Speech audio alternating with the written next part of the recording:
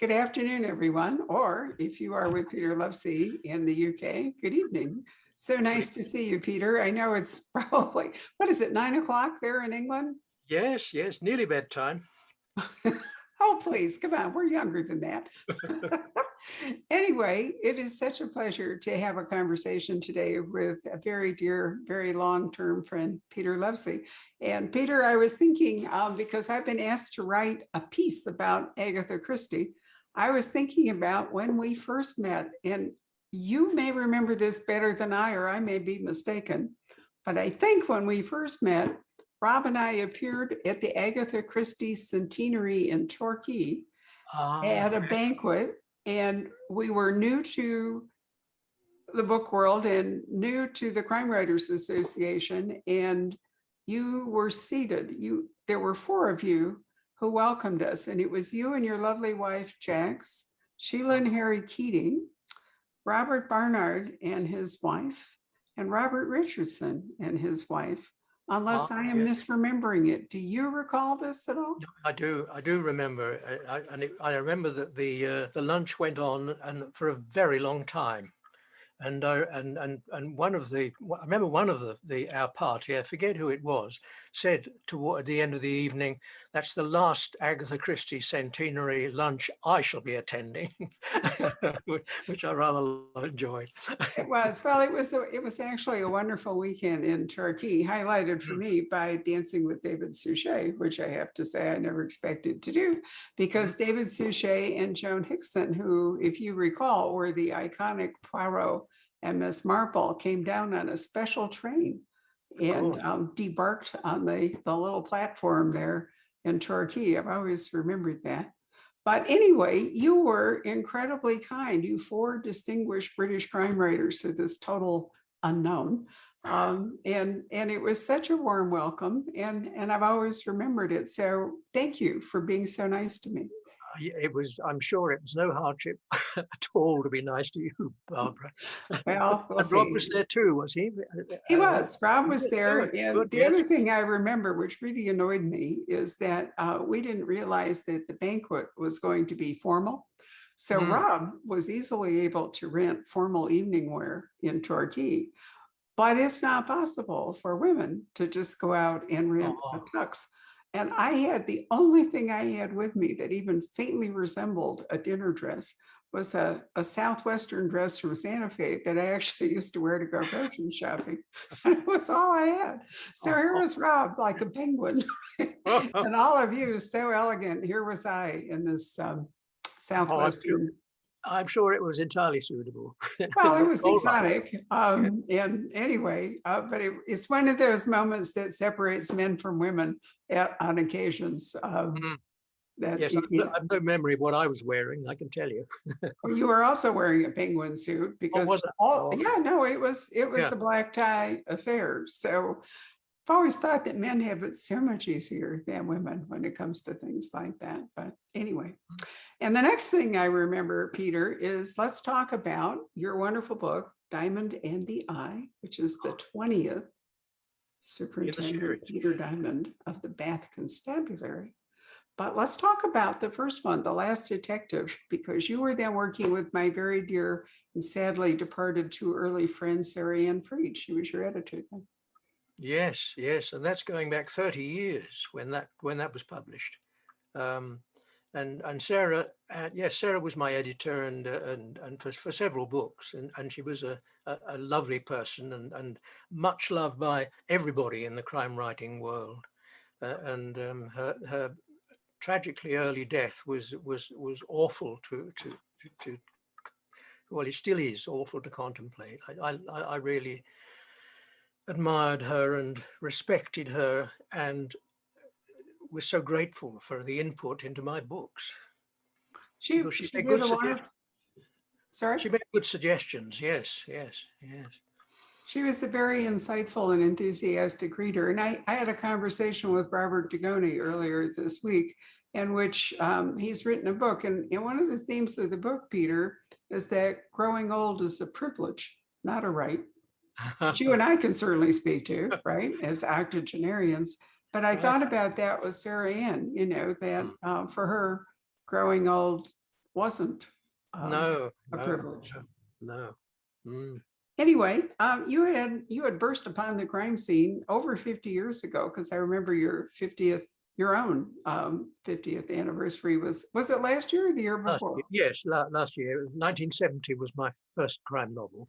And it Wobble, was, Wobble to Death, which was the first of the series featuring Sergeant Cribb, a Victorian detective, which got onto television and did rather well for me and enabled me in the end to give up the day job, which was teaching, and become a full-time writer, which I've been doing since 1976. And indeed you have. I mean, it has its hairy moments, but basically, it's a wonderful life, and I've got to be enormously grateful that I've been able to keep going with the support of my good wife, Jax. Well, there are 8 Sergeant Cribbs. Wobble to Death. You might explain what Wobble is for anyone who doesn't know. Yes, it was a long distance running contest, which would go on an ultra long distance. We're not talking marathons here. We're talking ultra long distance, 6 days of running.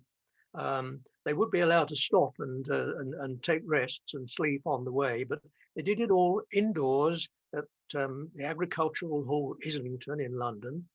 And of course, by the time they'd been going a few hours, they would be in a pretty bad state. And instead of running, they would tend to walk. So they were originally called Go As You Please contests.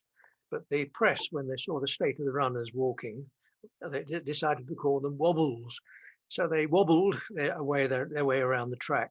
And for me, it was a classic whodunit formula. The sort of the 6 days enabled me to think of it almost as an Agatha Christie weekend murder, where the detective could come in and everybody was confined to the hall where all this was going on, and there were people with all sorts of motives, because there were betting and there were drugs taken, and there were rivalries, and there were sort of ladies who the men were interested in, and who were determined that their one should be the favorite, and so on, and a big prize at the end. And as well as deciding sort of who did the murder, I had to decide who won the race, and that gave it a sort of double incentive. You wanted to read to the end, not only to find out who did it, but who won it, and that was the way it worked out. Well, it was enormously successful. I was thinking Agatha Christie died in 1976, so she was still with us when you wrote it, and it is a classic sort of a variation on a country house design, isn't it? A particular place with a boundary and only therefore so many possible suspects for the murder of the victim. Yes, very much a traditional mystery, really, with a different setting. And interestingly, even though it was that long ago, the power of television to affect book sales and public interest in a particular series or characters was possible even then. I mean, we see it in a really accelerated form right now, especially with long form television storytelling. But I've always thought that, how neat it was that TV made Sergeant Cribb, really made him famous, and you too. Yes, it did, and fortunately PBS TV took it up, and so I was able to travel to America to do some publicity here, or in your country, I should say, and that was a big bonus for me, and I first really began to get to know people on the other side of the ocean. Where you have been enormously popular and won many awards. Peter is winner of the Diamond Dagger Award. Sorry, try it again. Diamond Dagger Award, which is really the Crime Writers Association's highest honor. But you've also won an Edgar and been all kinds of other things. So you've had a really distinguished career, haven't you, as well as fun? Yes, well, it's lovely. I mean, the awards are lovely when they come, but you just hope really that the books are well received as they are published. Well, Peter's a wonderful stylist. He has a truly ingenious mind for crime. I sometimes think he could have been a born criminal.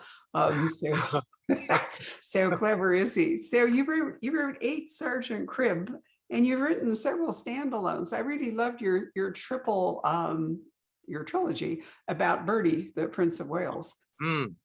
Yes, another Victorian series, but because he was her son, and waiting and waiting and waiting for his chance to be king, and getting up to all sorts of mischief in his spare time. So I made him a pretty incompetent detective who somehow got to the truth of the matters, very often with the help of his wife Alexandra, who was much cleverer than he was, but enjoying all sorts of the kinds of things that Edward VII did enjoy in his youth. Well, it's always fun to read about the Gilded Age because we know it all came crashing down shortly after Edward died. He died in 1911, I think it was. And so we only had 3 years before World War I shattered that whole world. But I bring it up because while the Peter Diamond books are contemporary crime, oftentimes they are rooted in the past, or they have takes history and historical research to make them work out. What inspired you to write The Last Detective, Peter? Well, that was a little bit of history too. I think I was interested in Jane Austen and her connections with Bath. I live near Bath, and it's a great city with wonderful history. All sorts of well-known characters have lived there, and a few sordid things have gone on there as well. But basically, it's got a high reputation as a fashionable place. It was made fashionable by a character called Monash in the 18th century, it seemed to me that it was people like Colin Dexter was writing books about Oxford, and others were writing books set in particular cities in Britain, and I thought, well, why not Bath? So I thought it's ideal for a setting for a story. So that came along, and then I began to dig, and I thought, well, something to do with Jane Austen possibly, because as you say, I rather always like, if possibly, if I can, to bring in some historical tidbits. And then I did some research and found out that Jane Austen's Aunt Jane was arrested for shoplifting in Bath. Actually, more than just being arrested, she was taken off and spent quite a bit of time in prison waiting for her trial to come up, when the family managed to organize all kinds of people to come and speak up on her behalf for her character. And she got away. But I rather think that she was guilty and was actually stealing the lace from the shop that she'd come into, and she walked away with this card of lace under her clothes. But that gave me sort of a little incident to work around, and I did, and I soon had a professor who was interested in Jane Austen and various other characters, and it began to work its way into a novel, which was so easy for me because as I say, I live near there, and I was able to come in and wander the streets and imagine things going on. And that's been the process pretty well through all the series, that I find some little thing that triggers an idea, and the idea grows, and it becomes a novel that for me is amusing and interesting. And of course, I had to find a detective who would fit in and work things out, and that's this Peter Diamond, who is well, at the beginning he was a hardened policeman. He was called The Last Detective because I thought it would be a one-off book, and that he was one of the old school of detectives. Although it was set in the contemporary times, it was the 1990s when it appeared. He harked back temperamentally to the old detectives of the 1940s, who used to go around in these sort of trench coats and hats, and were featured in black and white films, and went around in cars called Black Marias and so on. But that he was, in a way, I mean, it presented me with a rather odd situation, because he was meant to be middle-aged and old, and I pictured him at the beginning as portly, and I don't think I said precisely how old he was, but I'm still writing about him 30 years later. And by now he would be pensioned off. I think he would be older than you or me. Oh, God forbid. But well, no, I mean, I love the way that, you're right. I mean, he hasn't really aged in real time, but nonetheless, you have changed his life. He was married and then widowed, and then he's had other relationships. He's kind of famously grumpy. He has to deal with both superiors and inferiors in the police. And in fact, you've relocated, because apparently you've relocated his headquarters out of Bath, which was a blow for him. And actually, Bath is a tough city to navigate. It's a difficult city to drive in. I've spent time there and really love it, but the geography of it makes it kind of a traffic disaster. Yeah, it's best to walk. It really is. Truly. But it's also a city. I mean, it goes way back to Roman times, because the baths is called Bath because in part there actually are hot springs there, which was a welcome respite in Roman Britain from temperature. People came to get clean, they came to get warm, they came to get healthy. Yes. Which is really what happened in the 18th century as well. It was kind of like, That's right, when it was revived in a big way, and it's I had this problem that's what it's most famous for, but I couldn't really have scenes featuring the Roman baths, or the other big thing it's famous for is the beautiful Royal Crescent high on the slopes, a wonderful Palladian crescent, quite that is renowned and is featured on all the postcards and all the pictures of Bath. But those two things, do come into the books, but I couldn't really bring them into every book, so I've had to look for other locations in and around Bath, and I think I've almost used them all up now. No, well, there's the River Avon, there's the wonderful cathedral, or it's a gorgeous building. I think of the Royal Crescent, I mean, you're right, it's quintessential Bath in a way, but the thing I still remember best about the Royal Crescent, it has a dog spit in the kitchen. That's the first time that I had actually encountered a dog spit. And for those of you wondering what that is, in order to roast meats over the open fire, the spit needed to be turned.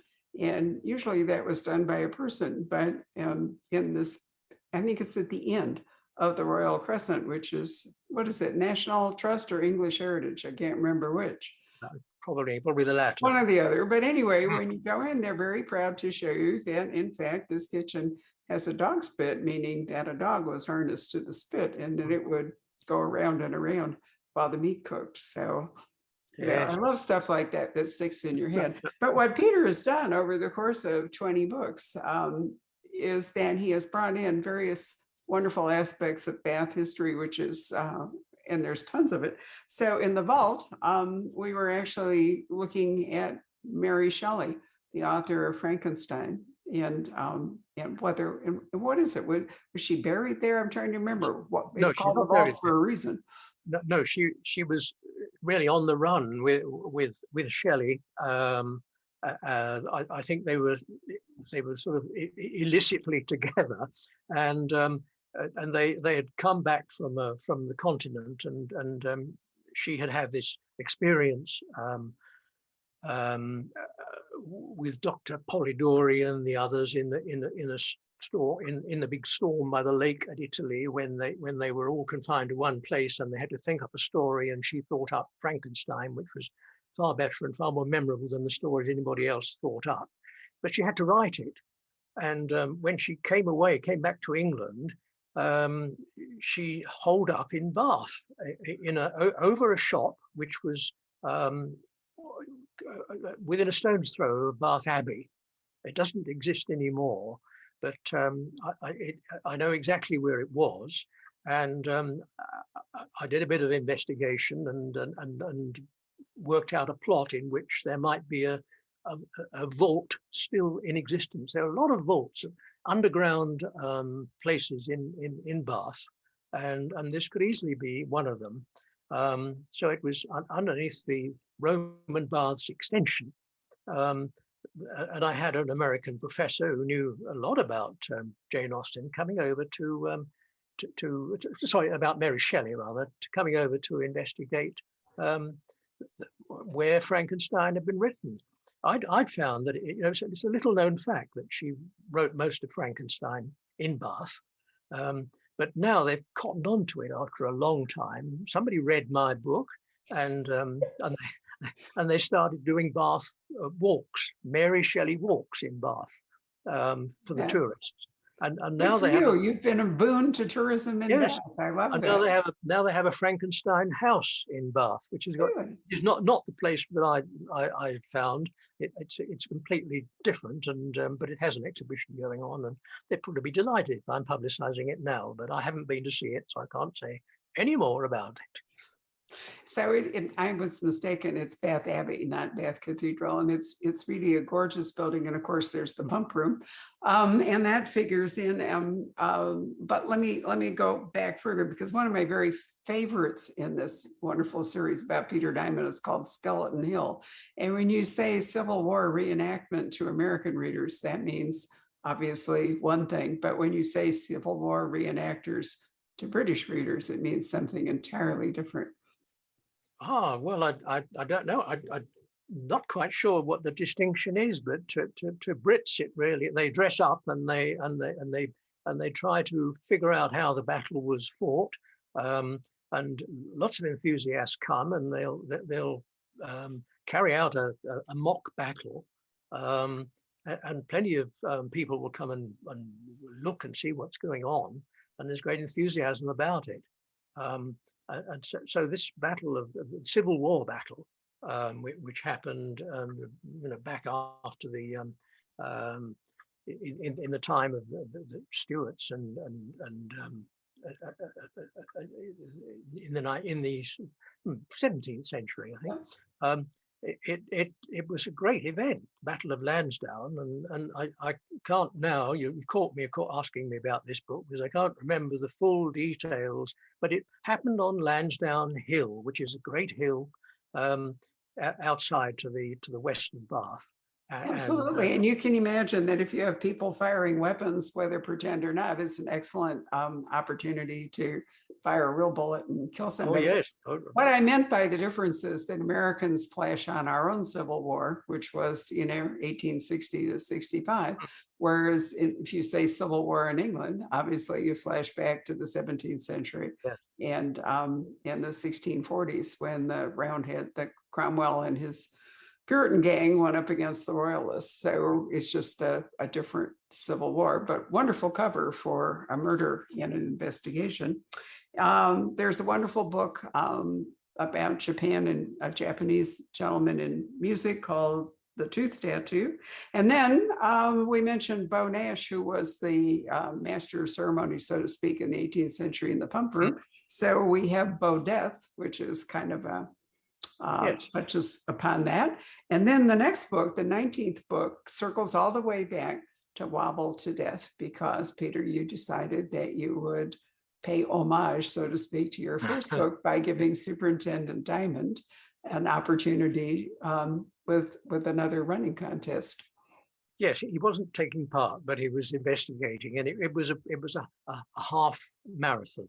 There is a famous half marathon run in Bath, but mine was a little different. I had to make it a little different for obvious reasons. If you're having sinister goings on in a half marathon, it's got to be a fictional one. So mine was a fictional one over a very different course, and I went back almost to the sort of golden age sort of book with a little map in the front showing the route. And Diamond, of course, doesn't really have a lot of sympathy for the runners and what's going on, but gets drawn into the case, and it was quite successful. I think it was one of my most popular books. Very successful. And I brought all these up because one of the joys of this series is that every book is so different, prompted by, a different idea. I mean, Diamond, as I've mentioned earlier, evolves somewhat, at least in his personal life, although hanging on to sort of an ageless persona, which I love. But every book gives you a chance to experience new and different things, and show off Peter's astonishing plot skills. So now we finally arrive at Diamond in the Eye. And this one, you decided to bring in a guy who's in love with the American private eye novel and the vernacular of guys like Hammett and Chandler. So what fun. Why did you decide to sort of braid these two different streams together? I was thinking about Diamond and the problem that all mystery writers who use policemen as their main characters have, in that you want your detective to be there when all the action happens, and to be involved in the questioning and the knocking on doors and the chases and all that sort of thing. But it's unrealistic. Because I'm the senior policemen don't do much of that. They tend to be sort of back home at headquarters or in the incident room, but not getting out on the streets.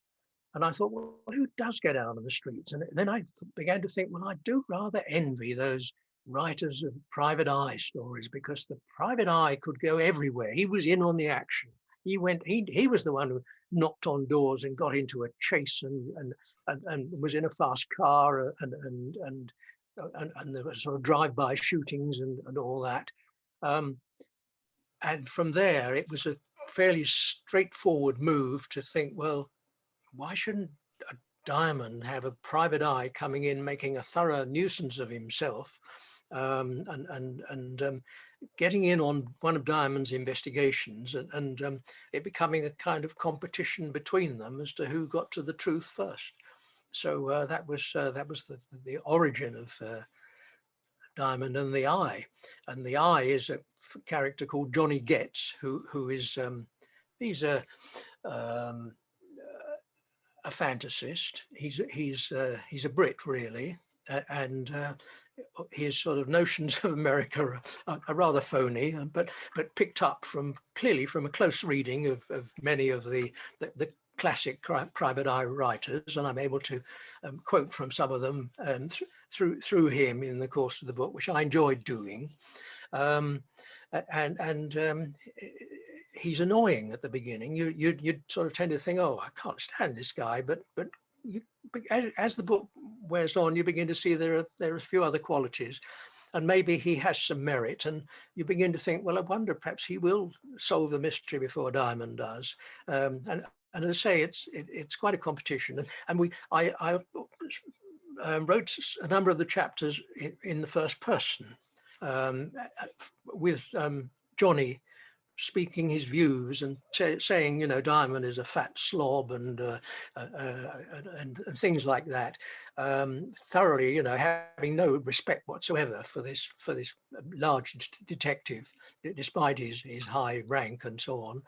That was a lot of fun for me.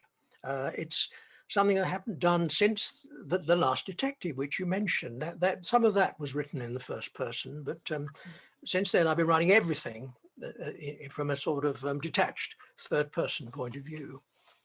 It was a nice change, stimulating for me, and I do like, I do need for my own sanity to try new things all the time.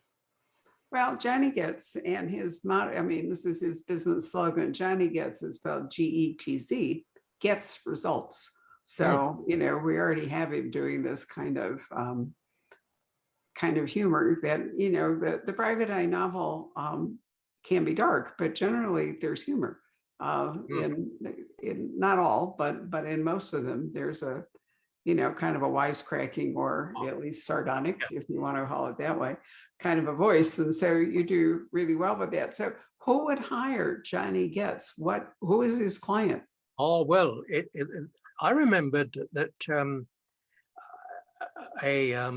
one of Dashiell Hammett's short stories started with wonderful line, I think almost the best first line of any short story I can remember. It was a wandering daughter job. It was a wandering daughter job. And I thought, well, I can't use that, but I wonder about a wandering father.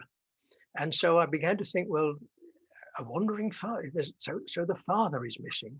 And I must find and the daughter will be the one who's concerned and who comes to Johnny Getz and is his client, and then gradually sort of gets involved with the real murder and so on. So that was it. She was the daughter of a man called Hubbard. He was the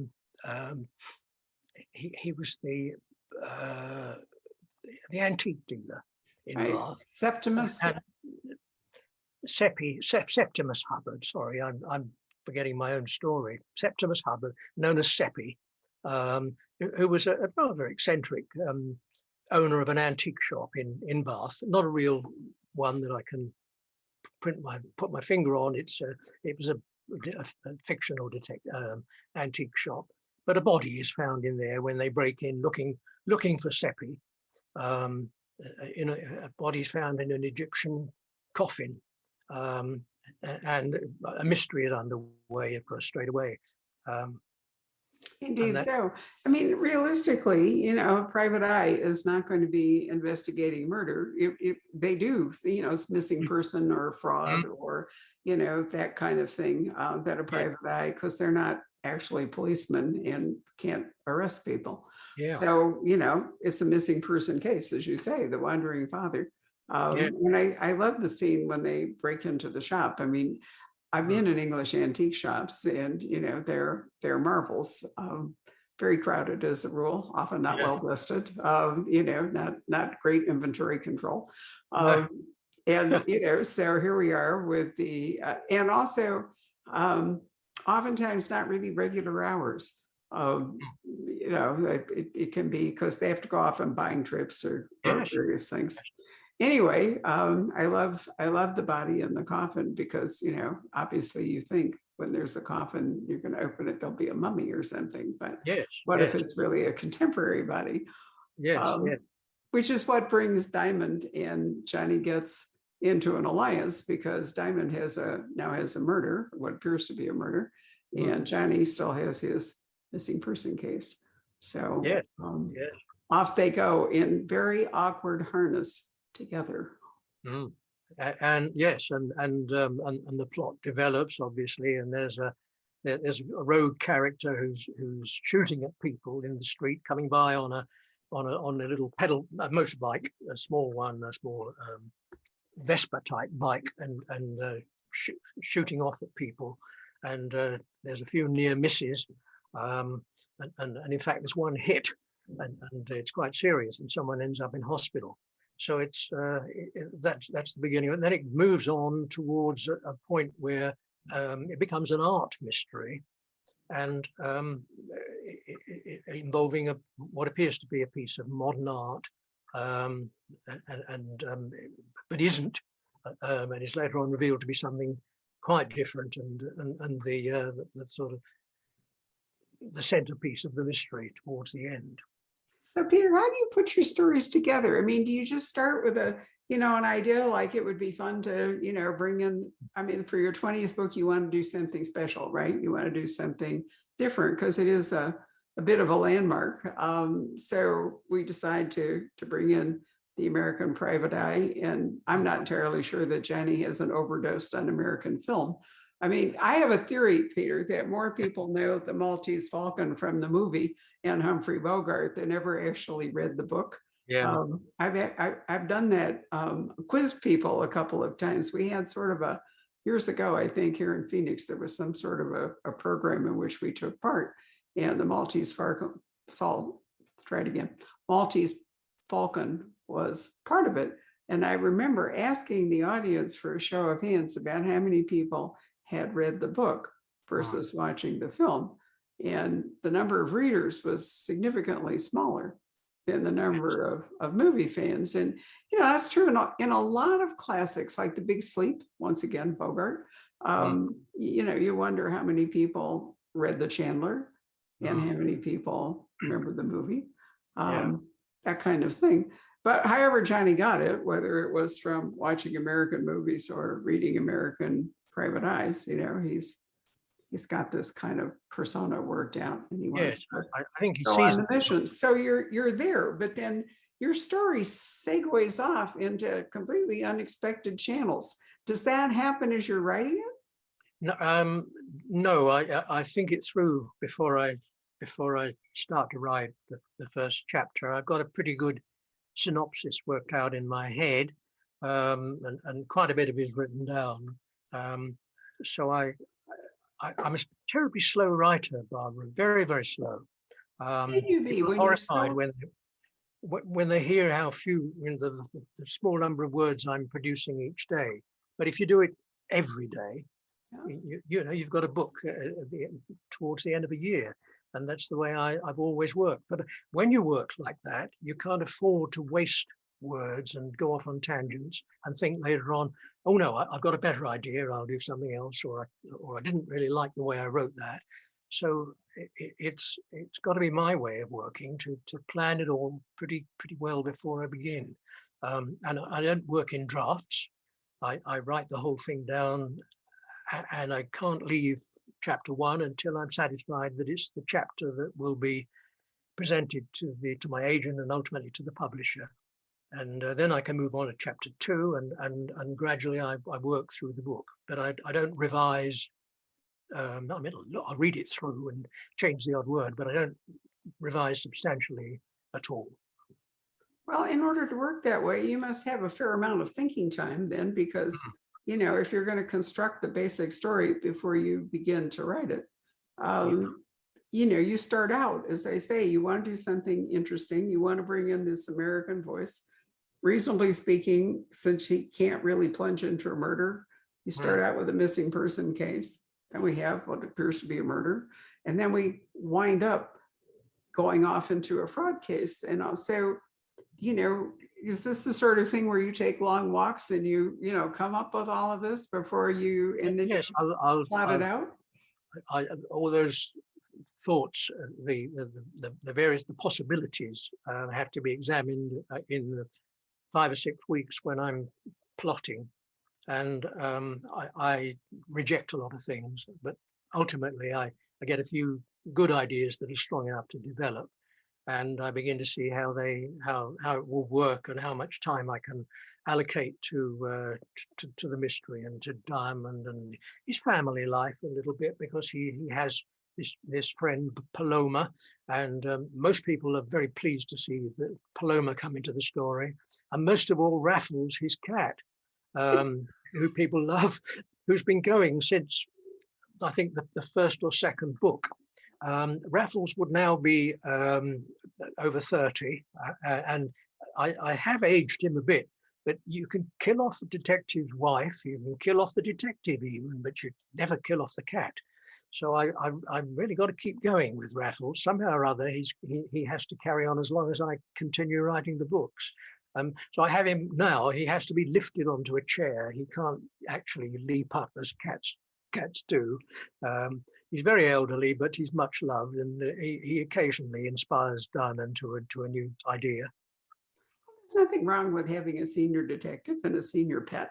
No. As we move along, you just have to keep them, still active, still able to function, as you say, and be possible. But what fascinates me, because I think you're one of the cleverest plotters who write. I mean, I've always been so impressed with your plotting. Oftentimes, I'm not fooled all that often, but it's rare that I work out the solution to your books while I'm reading them. I mean, I've been reading crime fiction for 70 years now, so there aren't a lot of plots that I haven't seen. But when I pick up one of your books, I always know that that I'm going to be going off here with Peter, or in a few cases, you wrote a wonderful standalone about a writer, I think, in a writing group, which I always always thought was amazingly clever. You're always going to get me. And I think, how do you do that? Oh, well, yeah, I do. The plot to me is terribly important. It has to work. It has to be a satisfactory plot with a few surprises along the way, and it's got to be fair. I'm a sort of fair play writer, so I've got to plant the evidence during the course of the book. So the reader, when he gets to the end, will say, "Oh, yeah, oh, I should have realised that." You know, he said this Right. in chapter 3, and all the rest. And that is, I don't know why, but I'm that kind of person who wants to tidy up every little piece and have it all explained satisfactorily by the end. And you always follow Father Knox's rules, no doppelgangers or evil Well, I don't Chinese. know. No, Right. yeah, that's right. Yeah, I suppose I do. I suppose You I do. do. There's a sort of a fair play thing that goes back. The Detection Club, which is a different organization than the Mm, Crime Writers Association, has mm, always had kind of a code that the writers who belong to it over the years. It's not you have to be selected, invited to join the Detection Club. And Martin Edwards is the current chairman, but thinking back over people like Dorothy Sayers and Agatha Christie and Harry Keating and Simon Brett, Julian Simmons. Um, yes. it's had a very distinguished roster Mm, of chairmen and members. I think Martin's years of practicing law have left him an especially clever administrator, because he seems to be able to deal with it all in just amazing yeah, ways. But he's Peter, very you've good. also touched on something I think is so important, and is obviously instinctual to you by now, but in every book, there's only so much landscape. There's only, so much territory, unless you're going to write War and Peace or something. So, it's important to allocate um, territory to the different parts of the story. There's the plot, there's the characters, there's the developing relationships, there's the cat, Mm, whatever. And in order to give everybody enough space without either blowing up the book or making it so small it just doesn't work. How, mm. does that just kind of come to you instinctually, how you do that? I think it probably does now that I'm well into the series. It's a matter of, as you say, of balance.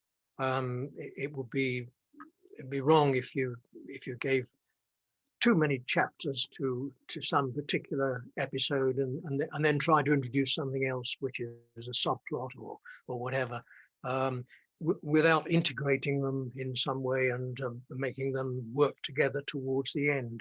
So I'm conscious of all those things, and when you started talking about the territory, I mean, the fact that Bath itself is almost a character in the stories, the buildings and the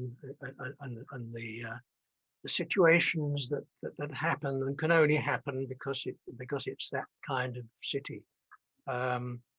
I until recently, until this pandemic, I was leading a little walk around Bath on a Sunday morning, a Peter Diamond walk where we would visit the locations that I'd used in the books. I'd read a small extract from the book to illustrate the episode, and it was fun. And it started off in a small way, but it soon got rather well known, and I was getting far too many people signing up for it. We had to do it on a Sunday morning because there wasn't quite so much traffic, and I found I needed help from friends acting as escorts to make sure that everybody got across the road safely, and it was getting all a bit too much. So perhaps it's a good thing that I had to stop, but I enjoyed it, and I think they did too. One of the places that one of Diamond's favourite places is in front of Bath Abbey. He sits there and looks up at the Abbey front, and there are carvings of angels climbing sort of up on one side and down in some cases on the other side. And he's sort of, when he feels uppish, he imagines himself as one of the angels who's, you know, getting on and solving the mystery. And then sometimes he feels he's one of the ones who's almost falling off the ladder, coming downwards. And so it's one of Diamond's favorite places. And I mentioned this on my walk, but unfortunately, it usually turns out that it's about 11 o'clock in the morning when the bells start up, when I'm about to give my talk about Diamond and the ladders, and we have to retreat, and I do it from a distance, but these bells are very annoying. I can see. Do people have to quaff the mineral water? Do they actually pump a glass and? Well, I don't as part of my walk, but people can. For a time, it was considered to be contaminated with some horrible virus, and it was forbidden for quite a while. But I think these days you can taste it. It tastes pretty vile anyway. Yes, it does. I remember it very well. I'm also not entirely sure that there wasn't a lead pipe involved, but anyway, yeah. I mean, as I said, it's called Bath in the Pump Room for a reason. Especially when people had rather stodgy diets and so forth, you know, it was the mineral water was quite cathartic, and because it was warm, people could soak in it, so it was all very, very healthy. But Peter, I do think that I think you do yourself a disservice to say it's because you're well into this series. I think you've always had in all of your books that ability to space things out in a way that, you know, is very satisfying and gives a whole picture. And you don't write super long books. No, you know, I mean, it's very rare that I'm trying to think. This one, they're always three, I don't know what the word total is, but you know, probably somewhere around 90,000 words, something like that. But they usually run just over 300 pages, 300 to 350, you know, and that's a very plenty. Nice size for a mystery. Yeah, that's plenty. Well, I've always remembered when you're working writing about 200 words in a day. But I remember when Reginald Hill, was a very dear friend of mine, suddenly produced a book of about 500 pages, and I thought, really, we should report him to the union. This won't do, you know. This is really too much. If books are going to go that way, they had some. I mean, Agatha Christie could get away with 60,000 words, quite thin books, many of hers. But and a lot of those golden age writers did. But by the time I began, it was starting to grow a bit. I mean, my early books were more like 70,000 perhaps. But now I do have to get to over 300 pages. right. Well, I think that's because of the paperback. People like to buy a paperback that is reasonably solid feeling. Do you agree with that? I mean, I think that a thin paperback doesn't necessarily appeal so much as a more solid one. You know, it depends. I mean, you know, I think many people flinch away from too long a book, a real doorstop book, but then we're the Outlander bookstore where the average size is over 800 pages. So clearly there's a huge audience for that. I mean, Christie deliberately wrote her books small because the plots were so important to her. She wanted people to be able to finish one in one go. You know, I think she famously said something about, you know, between dinner and bedtime.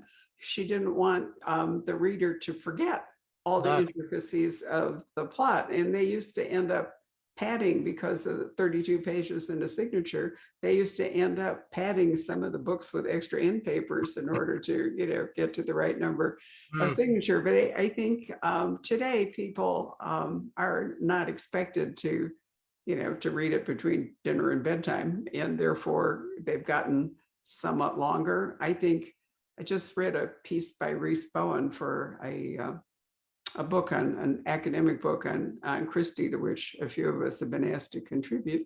And she pointed out that, you know, there's a lot more texture, a lot more characterization available today, or not available, desired today would be fair. Exactly. Yes. And so, you know, I don't think it's so much that the paperback looks thin as that the reader has an expectation of a certain reading experience. More than just too long, it can be daunting. And if it's too short, it probably doesn't look worthwhile. I'll tell you something I found interesting that we're going to call Patrick up for questions, is that we started as a mystery bookstore, but for the last 15 to 20 years, I've been unbranding us as a mystery store and just fiction. And as a Mm. result of that, we sell a fair amount of romance. And we have a real romance specialist who's a very well-known reviewer and so forth. And I learned from that romance readers, if there is like a trilogy or a 4-book concept going that's known, they won't buy it and read it till it's completely written. In other words, if this is book 1 in the romance trilogy, the readers won't buy it until book 3 is complete, because Oh, they don't want to be disappointed that it either yeah. doesn't finish, or or they want the whole Mm. reading experience at Oh, once. yes, And yes. that I find that interesting in terms of long form television, that some series, they'll put up like an episode a week, but others, when they go up, it's the entire thing goes up. Like Mm. Bush, the Michael Connelly series, when it goes live, Amazon puts up all, however many it is, let's call it 8 for lack of anything else. All 8 episodes go up at once. So you could, in fact, sit down and binge your way through the entire Yes, season. Whereas yes. others, they put it up and they give you one, and then the next one is the next week, and then the next week. Mm. Mm. And I find that sometimes people wait till the whole thing is up, because they don't want to have to sit, week after Oh, week wondering what's going to yes. happen next. So it's oftentimes interesting to come to one like Line of Duty, which I'm sure you've Mm. Mm. big stir in. Rob and I didn't get to it, so we've been able to watch season 1 and season 2. It's so dark, you have to like Mm. sit Mm. back, because you just can't stand it. It's so wrenching to watch it. Mm. But by this time, all 6 seasons are available, and so it's possible, if you're really gripped by one, you can say, okay, let's watch 2 tonight. We don't Yes. have to wait till next week. And I think the same thing kind of goes on with readers. Um, you I'm know, sure you're right. I'm sure you're right. Yes. no, Yes. I'm just extrapolating. Anyway, Mm. the really good news for you readers is that you've got 20 glorious books. And while you don't have to read them in any particular order, in fact, you really don't, because each one is complete, it is the most marvelous reading experience. And every single book is different. Everyone. I mean, that is so remarkable. I just can't tell you how much I love these. Patrick, come and talk to us. See if we have any questions from readers, or if you want to chime in here. All right. Actually, I have a question for you, Peter. Oh, I know that some of your the Sergeant Crib series was done for television, and that you had a. Did you write some of the screenplays, as I understand yeah. it? Yes. What happened was that they used up the. I had 8 books in the series when they started filming, and it went out. It was on Sunday evenings here and prime time, and it was a popular series. So they thought they would like to run a second series, and they had asked me if I would look at the scripts of the first few that were done, adapted by other writers who were more experienced in writing for television. And one of them I didn't particularly like. I didn't think it was too well done. And I told them, and they said, "Well, would you like to have a go at doing this script?" And so I did, and they used it. And so I sort of cut my teeth a little bit. And then they said, "Well, we'd like 6 more." So I said, "Well, how soon do you want them?" And well, television uses up material very quickly, and basically it was about 8 or 9 months that we had to produce 6 more scripts. So you don't turn down a chance like that. I came home and told my wife Jax, and she'd always had a hand in the books, because she read far more than I did. She consumed mysteries at the rate of several a week, and so I said, "Well, is there any way you can help with this?" And she said, "Well, I'm not a writer," and so on. But in the end, I persuaded her to divide the work, and so she produced 3, and I produced 3 of the second series, which were written, rather than being adapted from books, they were written just for TV, and so they filled the 1 hour that it had to be in those days. more successfully, I think, than the originals, where they were trying to solve to cover a fairly complicated plot. And so we did 6 altogether. And I remember Jax wrote a very good one about a wedding called Something Old, Something New, and that really was one of the best of the whole series of 13 that were eventually made. And then I understand that some of the Birdie stories were adapted for the BBC radio, which seems... Yes, that's right. All of them were, and they had great fun with them. They did the cribs on radio as well, so I had a good run. You know, it was really good, and I've often thought that Bertie would work well on TV, but it hasn't happened. And various people have suggested that Diamond would.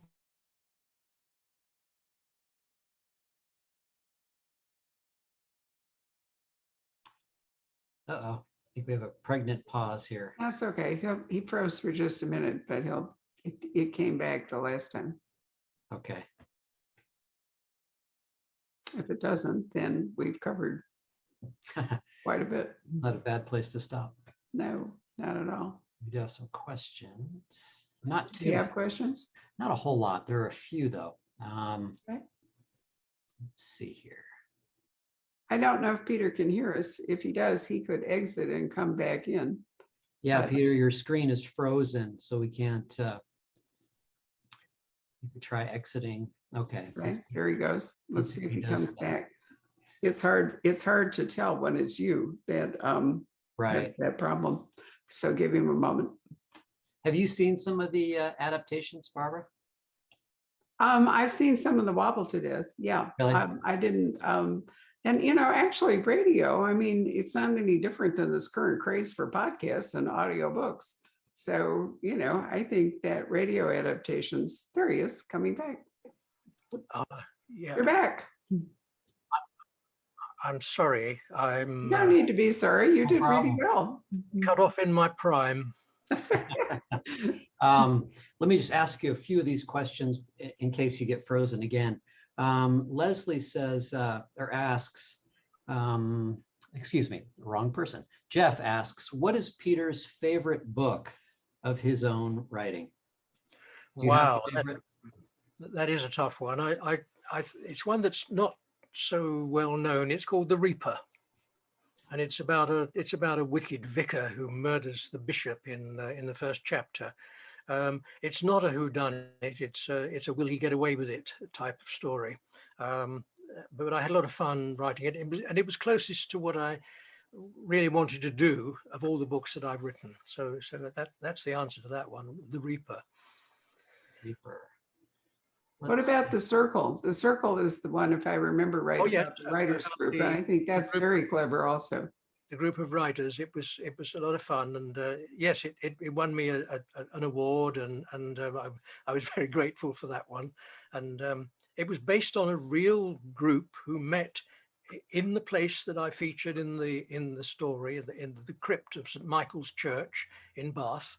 I went to give them a talk. They were a university extension group, and I went along and I was invited to talk about crime writing or something such, and I did. And I began to think after that, well, wouldn't it be fun if I had a real murder involving these keynotes who knew so much about crime fiction, and so that Now, was let me say that Peter has written, I think, 38 books at this point, approximately anyway, is in the fortunate position that all of them are in print, which, for many writers is not really not possible today for a variety of reasons. You've also had certainly more than one publisher over a long career, but your current publisher, Soho, has been wonderful about bringing yes. all your books into print.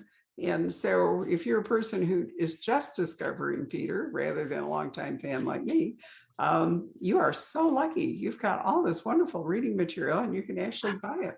Yay. Yes, yeah. Starting with Bubble to Death, and it'll take you the rest of your life to get through. Yeah, there's a handsome, was it a 50th anniversary edition? Maybe you mentioned it, Barbara, the little hardcover gift edition. That's really That's neat. right. Yeah. Very nice. But there's also, they did a really nice, and I think anthology, the birdie stories. They collected them in one volume, which is really great because I think they're best experienced if you just read them all together, and sort of like one long Peter's version of War and Peace. But they're really fun. So I do think that it's marvelous that all of this is still available. Yes, I'm thrilled. I'm so happy and so delighted that they are all available. Anything else? Kind of Patrick? a new art kind of look for the cover. Yeah. with Yes, this it book. is. It is. Yeah, I like it. Yes, I do too. Yeah. Very striking. That It's I kind of think Hitchcockian. I think that Absolutely. the silhouette of Peter Diamond reminds me a bit of silhouettes of Hitchcock, only Peter's yes. slightly slimmer, but Yes, it's very Hitchcockian. and I think the figure, the figure in the background in red must be Johnny Getz. Yes. Is quick. Yes, I think so.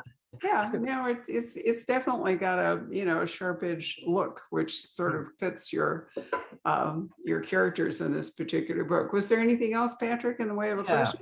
There are a couple of them here. Let's see. Leslie asks, "What are you working on now?"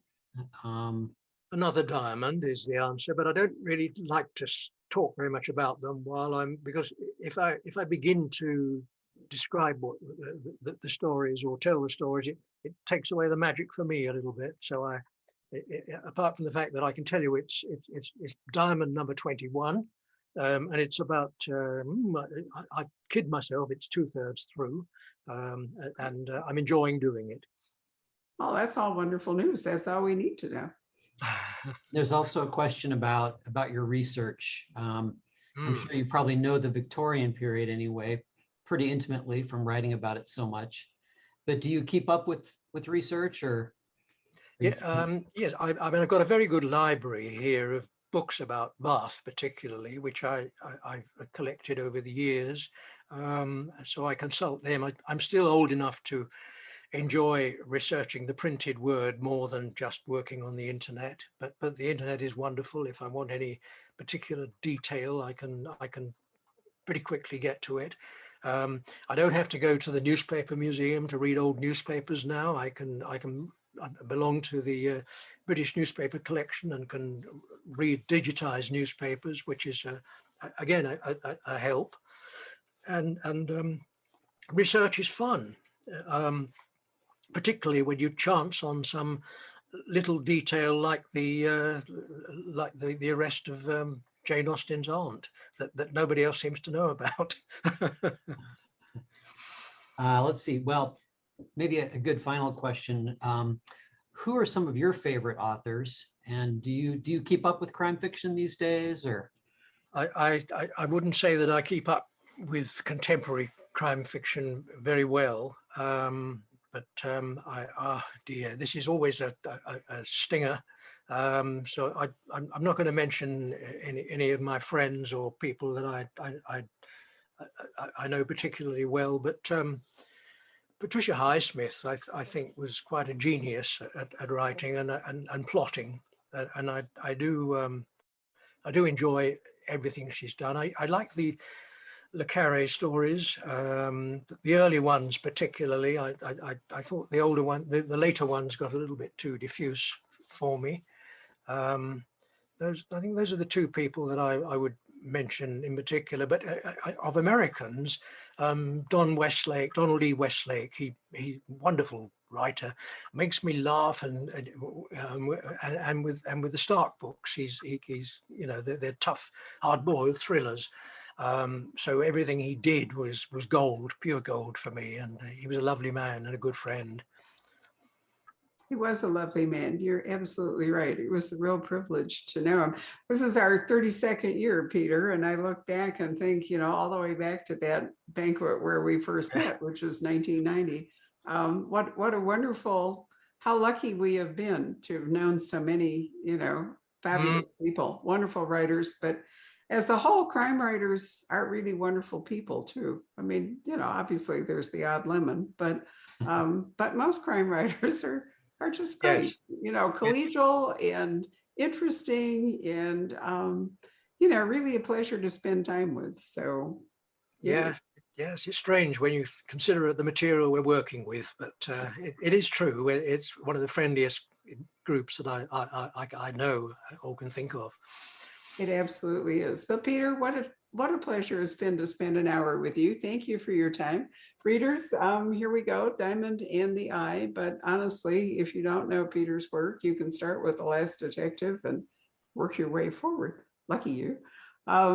And we will look forward to talking to Peter for Peter Diamond 21 or anything else that might come along. So thanks for your time, Peter, and enjoy Thank your you. afternoon or your evening. In your case, you can go to bed. The rest of us enjoy your afternoon. Bye. Thank you. Thank you for this, Barbara. Really enjoyed it, and great to link up with you again. It was a real pleasure, Peter. It always is. Bye.